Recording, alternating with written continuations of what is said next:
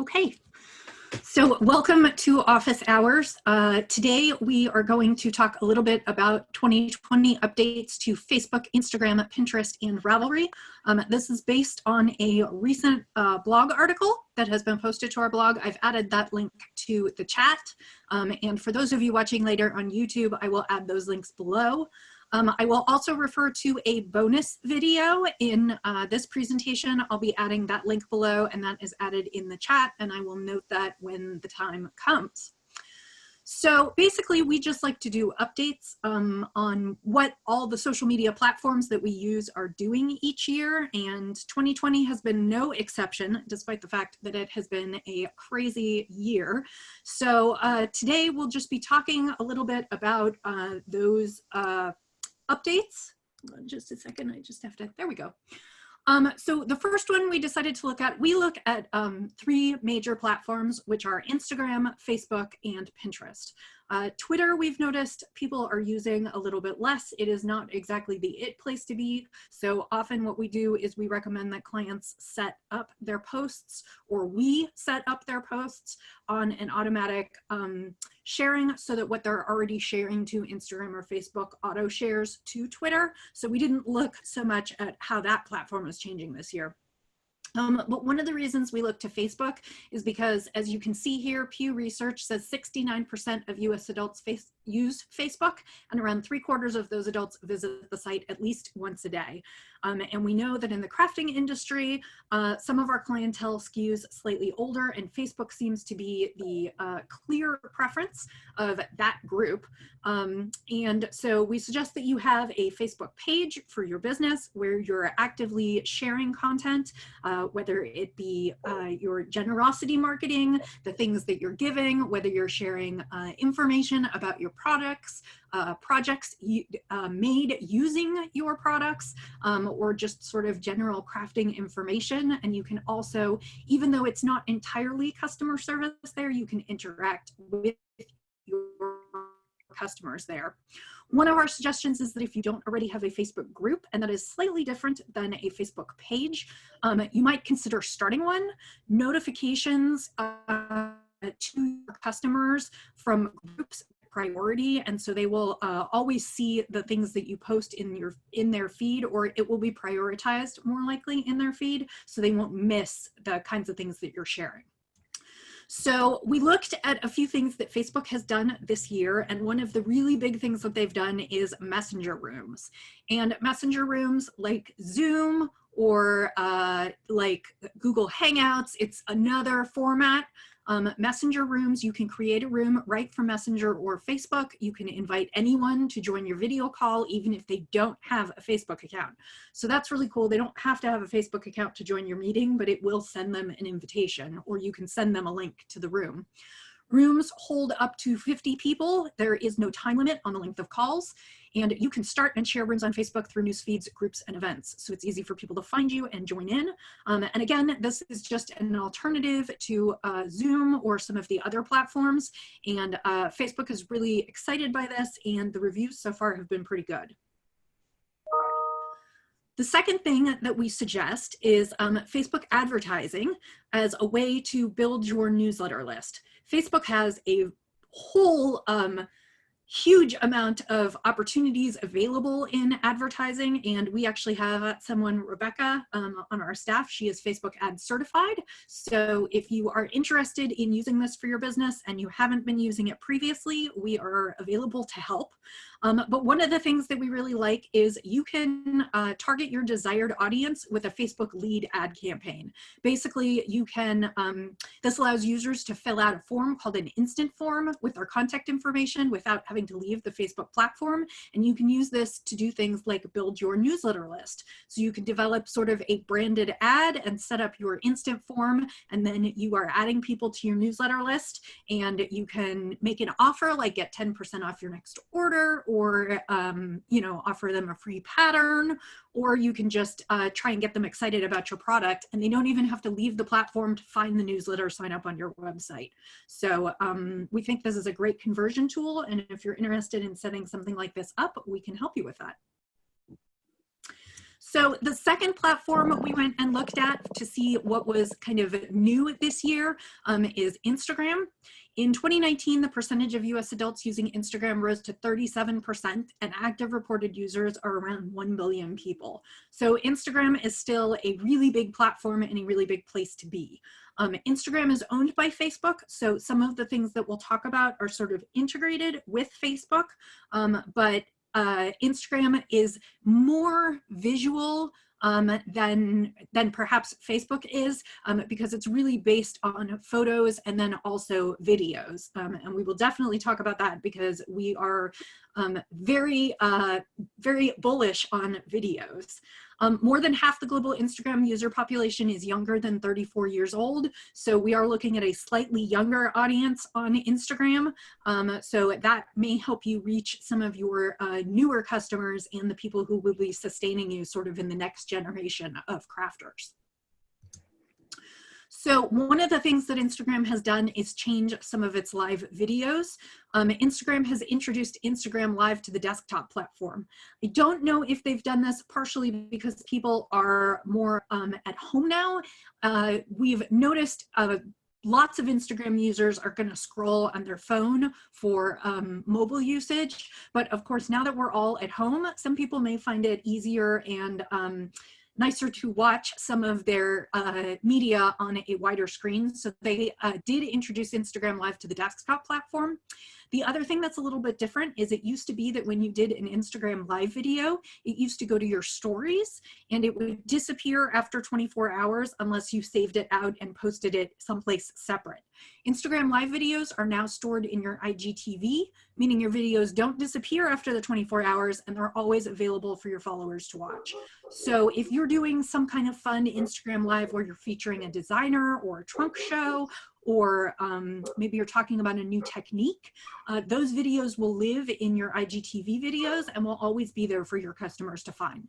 Now, of course, you can delete them from there if you wish. So we've always suggested that Instagram Live is kind of a fun way to experiment. And one of the things that we said about that was that if you did an Instagram Live video and you didn't really like it, you know, it was going to be gone in 24 hours. So that's not quite the case anymore, but the perks of having your videos there for later are really great.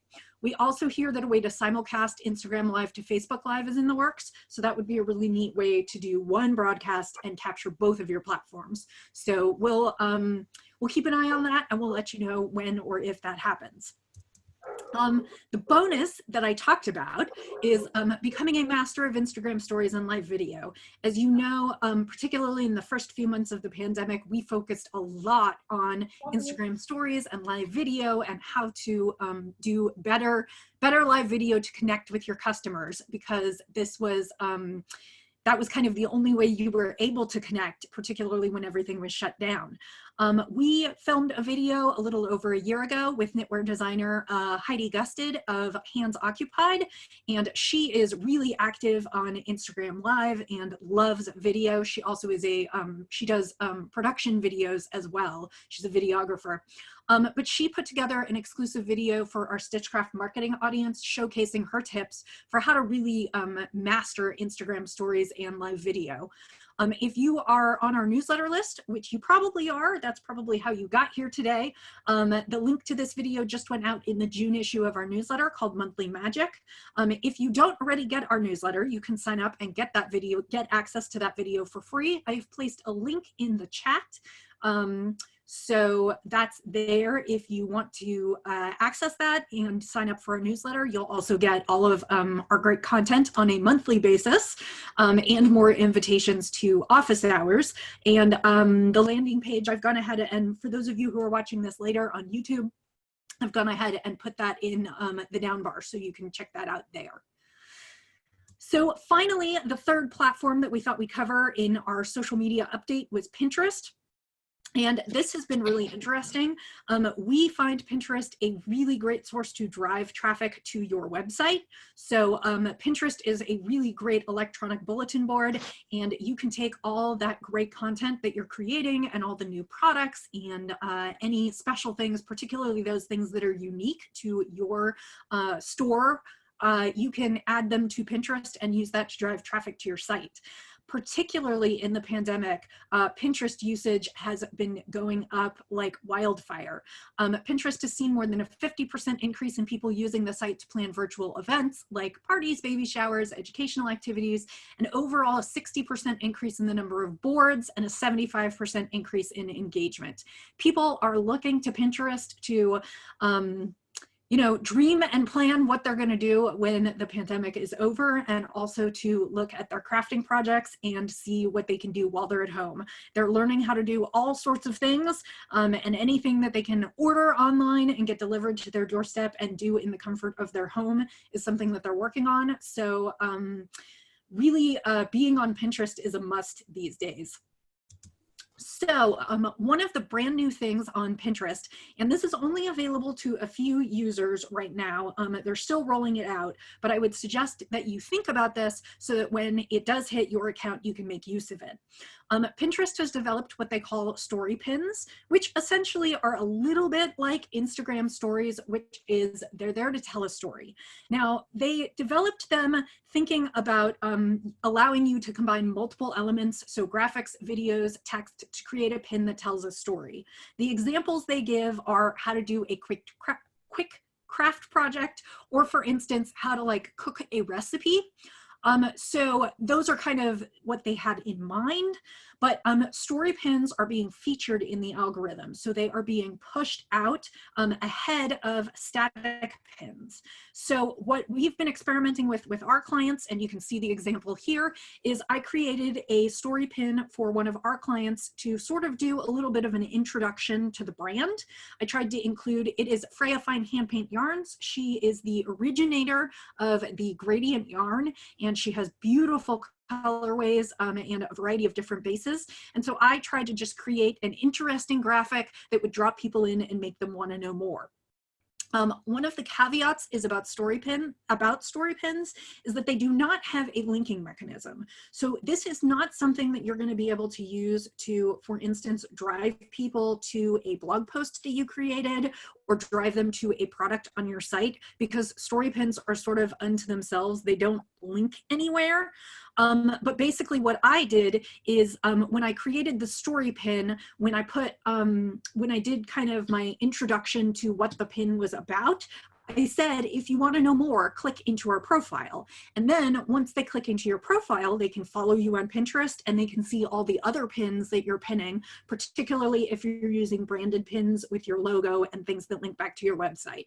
So story pins are a little experimental still. However, I launched one last Wednesday. I launched this one last Friday. And last I checked, it had like 1,500 views.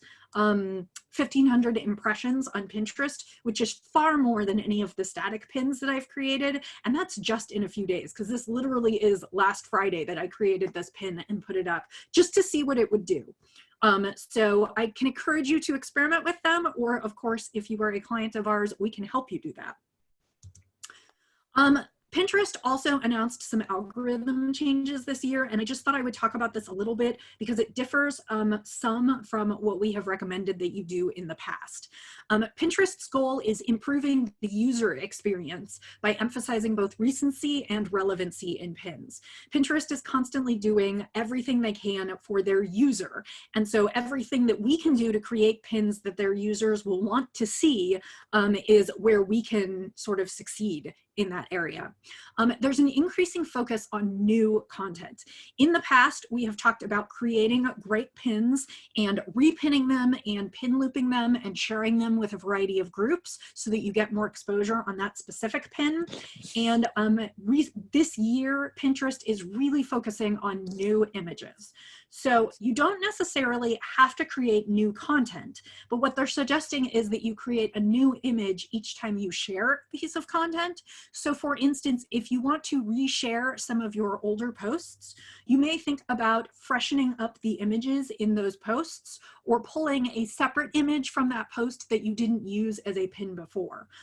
They of course want to reward new content, so creating lots of great new content is a great thing to do.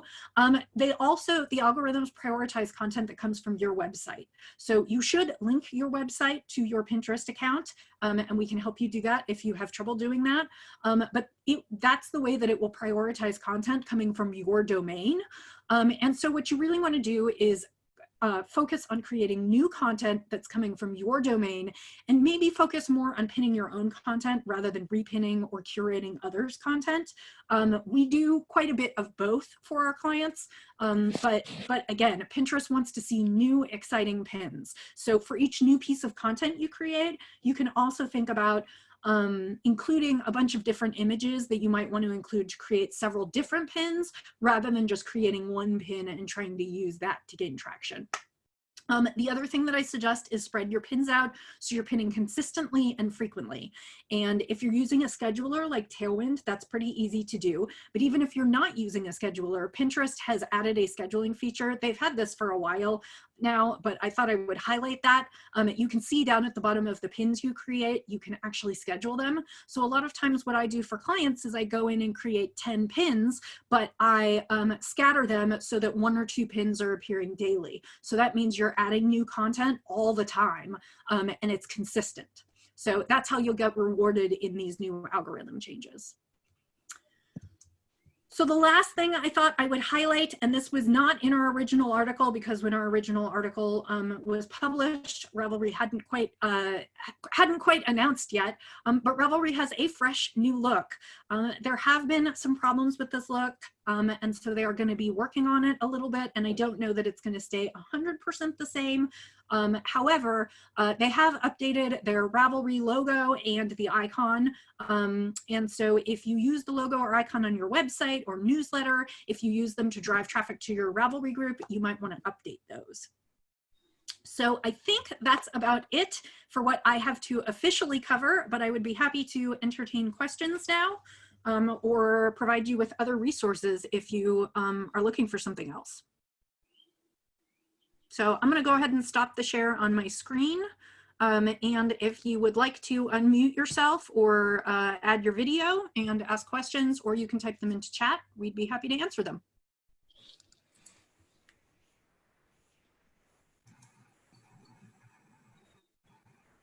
I have a question.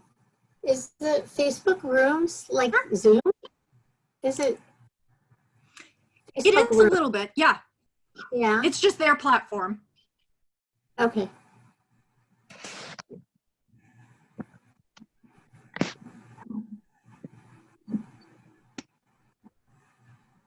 I see we have Alexis joined us, Casey, Anne, Linda.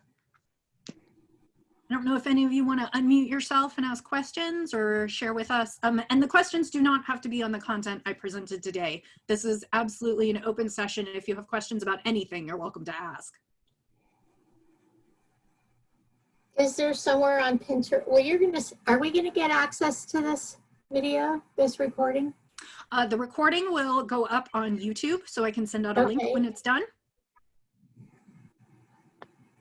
Because I haven't been using Pinterest as much, and obviously from what you said, I should be using it more. Well, it seems like that's where people are going right now. Okay. Anne says, I have a knitting podcast and I only release episodes every 2 weeks. I feel like I'm struggling to figure out how to use Pinterest. Any thoughts on ways I could plump up the sorts of pins I could be making? Well, I have a few things. First of all, we use, I'm not sure if you're looking for more frequency of pins or you're looking for also graphic help. We use a program called Canva, which you can use for free, and that will help you create your graphics. As far as your knitting podcast, you could create different pins to go along with all the things you talk about. So you could create a pin talking about yarns you used. You could create a pin talking about patterns you discuss. You could create pins for the knit-alongs that you hold, or the craft-alongs that you hold. And if you have a newsletter, you could create a couple pins to drive them to sign up for your newsletter. So that's just a few of the different things I can suggest. And then you could try creating, like for instance, for each podcast, you could try creating a couple different pins. And we call this A/B testing. You could try creating a couple different graphic images and posting and seeing which images, look at your Pinterest analytics and see which images do best. And that could kind of guide you in what kinds of things you might continue to post. And anyone else from my team chime in, please. So for instance, when I create Pinterest accounts for a lot of our clients, take a yarn dyer or a yarn store, I do pin a lot of their proprietary content, but in that case, I also potentially create boards for things that they can do with their yarns. For instance, I might create a board about patterns using, well, okay, I'll take a client. I have a client in Southern California and they use Earth Yarn's unique yarns. So I created for them a pattern board of all of the fun patterns that use unique yarns. Those link to Ravelry, but then they did a blog post about unique yarns. So I went ahead and created some pins for that blog post to put them on the board and some pins to then drive them into the shop to shop for unique yarns. So it's a little bit of everybody's content. It's not entirely their own content. Some of it is also content from others. So I feel like I'm talking a lot. If anyone else, let me see. Tammy says, I'm sorry, I don't have a microphone. I'm in the quilting industry. I'm wondering how the knitting industry is doing. Well, Susan let us know she had her June this year was better than last year. So I would say it's mixed. Stores that have the ability to get online and do a lot of offerings in virtual space and also ship orders are probably doing a little bit better than those who do not. And so the knitting industry is doing well. You know, people are still producing patterns and I think a lot of people are picking up knitting needles.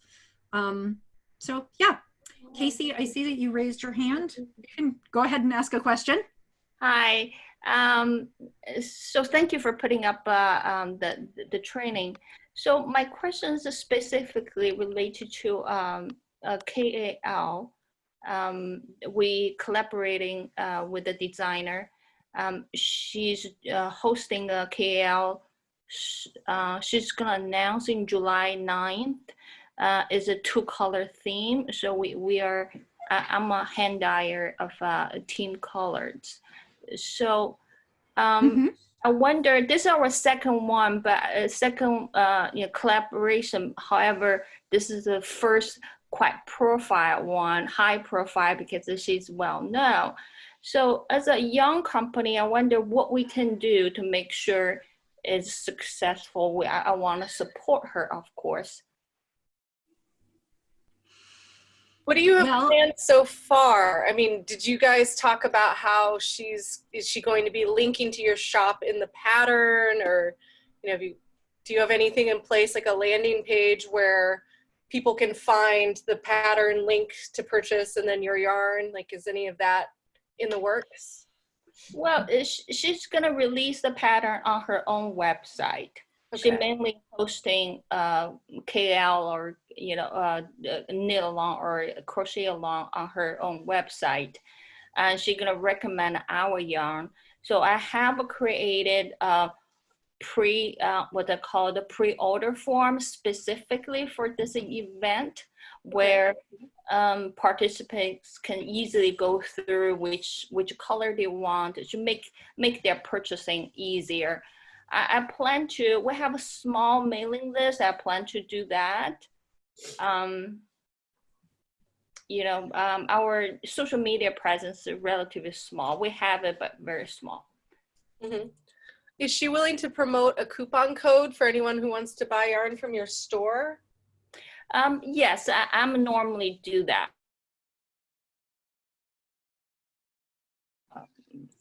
10% discount if they purchase my yarn. Okay, that's good. I would say you've got kind of the right approach to start, because as easy as you can make it for people to find and purchase the yarn, I mean, that's just half the battle right there. And then in terms of your promotion, just making sure that you're sharing it on the channels and you're making sure to direct people to where they need to be.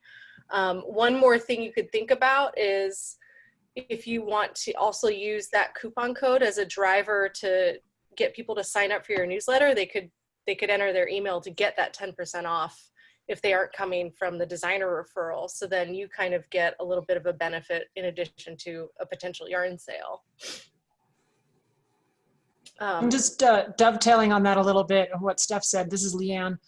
You know, I think that the lead generator is a great idea. If you can think about any ways that you can capture an email address from somebody that's coming in from her audience and you nurture that lead. So maybe somebody would respond to a coupon, but if they're not close to the place where they want to buy, maybe they are still in, you know, an earlier phase where they want to learn more about you, more about your brand. Why would they want to buy from you? So offering some other kind of lead generator, like a download of whatever, something else that you're offering, could also get them on your e-newsletter list and start building the trust that they need to be able to buy from you next. Thank you. I have one more thought, not related to email, but if this designer is willing to do some sort of Instagram live and go live with you, and then you both can be a part of that, I think that would be a fun and interesting way to introduce the pattern and the yarns. And then you can direct people to the link in your profile or the link in this designer's profile to get the pattern. But yeah, that would be fun because you could share some of the colorways that would work best. Yeah, and it could be like a conversation between you and the designer. You can share how the partnership started, and she or he can talk about the design inspiration and all that good stuff. And I think that'd be really engaging. Plus, you could share it to your Instagram TV later for anyone who didn't catch the live. So Thank you. all good things to think about. No problem. We just made your to-do list longer. Sorry.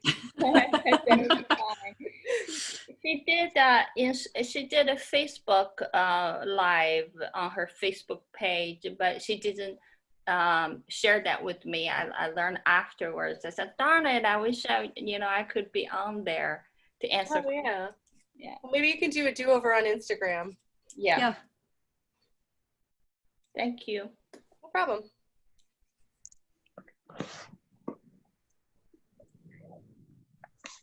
Everyone's so quiet now. Are you afraid that I'm going to give you more things to do? Me? No. Everyone's like, I better not talk. Stephanie's going to give me 10 things to add to my to-do list this week. So. Well, and I feel like I barreled through the presentation, so. Yeah, I've been reading your newsletters is very, you guys have a great newsletters. Oh, thank you. Great. We're so happy to hear that. Okay. So Laura, maybe you can tell everybody a little bit about the next office hours and maybe the one after that, because I do think those topics are going to be super interesting. And Sure. Let's get everybody excited and put this on their calendar so they can come to our next office hours. And then maybe that'll also, they can think of some other questions in the meantime. Yeah. So we're going to probably settle into doing the office hours every 2 weeks for a while now, because that feels like a good pace for us, and we hope for you. We decided that in July, we're going to focus on knowing your why. And also how it relates to everything that's going on in the world right now. So there are all kinds of things going on in addition to the pandemic. There has been a lot of discussion about violence and racism, and we know also there are some accessibility issues with Ravelry. And so what we're gonna focus on is, we're calling it Know Your Why in July, and the sessions will be July 14th and July 28th. And we will be developing some blog posts as well as some worksheets for you. But basically what we're focusing on is know your why, going back to why you're in business, what you have to offer that's different, what contribution you're making, and kind of taking that down to the nitty-gritty, helping you form a mission statement and sort of a plan of action on the kinds of things that you want to do in your business. And then also extending that to We haven't exactly decided on the wording, but some level of corporate social responsibility, how you want to show up in your community, how you want to respond to the events of the outside world. And our feeling is that if you are crystal clear on your mission and your why and what you're bringing to the table, that it will be easier for you to, if not publicly state a position on all of these issues, at least develop some kind of a response and to sort of proactively think about how you want to participate in your community and how you want to answer people if they ask you what it is that you're doing. And you know, the very basic example is we, you know, all of our clients have had to decide whether or not to take a stand on the most recent sort of violence and racism issues and Black Lives Matter. And we've been trying to help them prepare for that. And you know, I will say a couple of our clients have had private messages on social media. Some of them have been asked publicly where they stand. And if you go back and sort of work on how you want to think about those things up front and are, as I said, kind of crystal clear in your mission, we think that will help you kind of formulate how you want to respond to those things.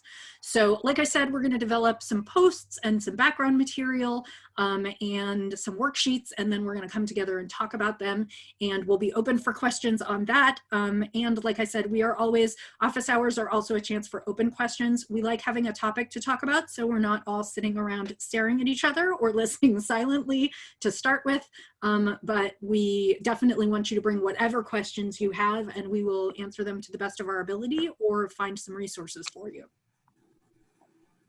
So sorry, I'm a little long-winded. I probably need to tone that down. So, but that's what we'll be coming up with, and I will send out a save the date on that one, and I will double check and triple check my links to make sure they're accurate. I do apologize for anyone today who tried to get in and couldn't get in because I hadn't updated the link. That was my bad. Technology challenges. Yes. So I guess I'll ask if there's a last round. Anyone have any other questions, or else I think we'll wrap up for today.